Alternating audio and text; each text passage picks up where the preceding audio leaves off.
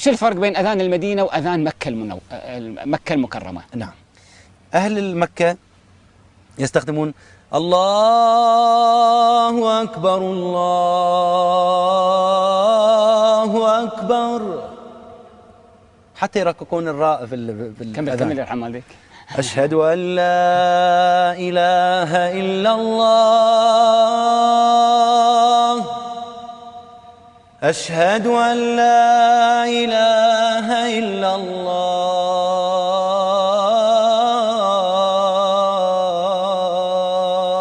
وكيف يختم الأذان؟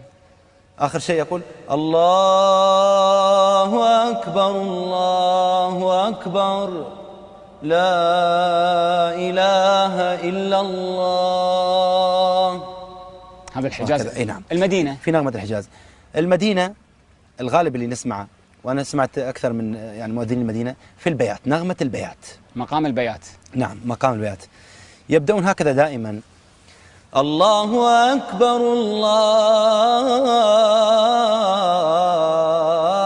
الله أكبر الله أكبر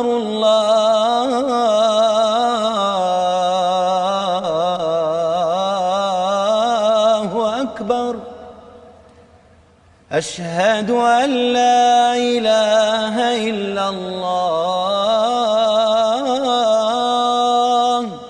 وهكذا إلى أن يختم بهذه نغمة